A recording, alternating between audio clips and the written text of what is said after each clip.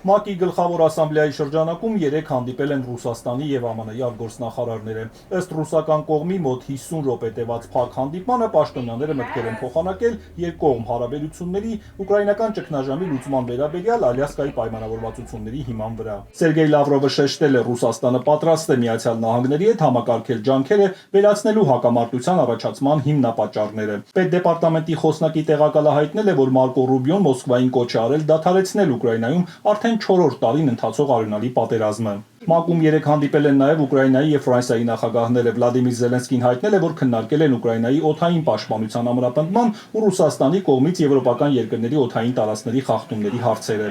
Առաջնորդներն անդրադարձել են նաև ռուսական սառեցված ակտիվներից ստացված միջոցներն Ուկրաինային աջակցելու նպատակով օգտագործելու եւ Ռուսաստանի դեմ պատժամիջոցները խստացնելու հարցերին։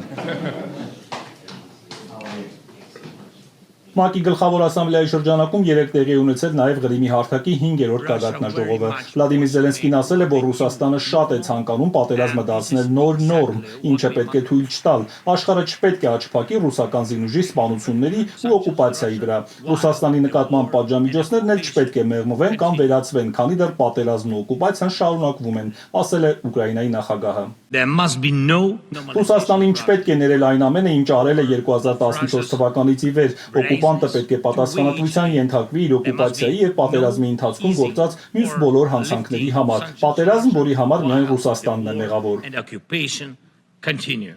Էստոնիայի նախագահ Ալար Կարիսը դատապարտել է մարդու իրավունքների համակարգված խախտումները, որ Ռուսաստանը գործել է հատկապես Ղրիմի բնիկ ժողովրդի թաթարների նկատմամբ։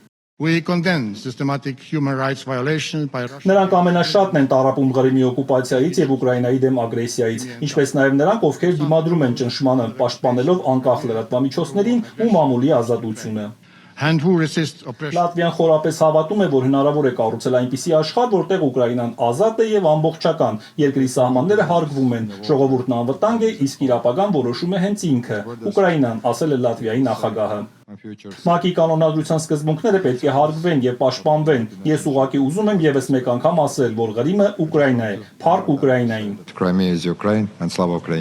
Այս ֆոնին Ռուսաստանը հարվածել է Կիրովոգրադի, Վիննիցայի եւ Նիկոլաևի մարզերի էներգետիկ եւ այլ կարևոր ենթակառուցվածքներին։ Վիննիցայում խաթարվել է երկաթուղու աշխատանքը։ Խարկովում ռուսական անօդաչուի հարվածից 1 մարդ է սպանվել։ Ըստ BBC-ի ռուսական ծառայության սեպտեմբերին ռուսական բանակը ռազմաճակատի մյուս հատվածների համեմատ ամենաարագ առաջխաղացումն ունեցել է Դնեպրոպետրովսկի եւ Դոնեցկի մարզերի սահմանին։ Ուկրաինական զինուժն իր հերթին հարվածել է Նովորոսիսկին K2 զոհ։ Ուկրաինական կողմը հայտարարել է, որ ռուսական 2 կործանիչ է խոցել։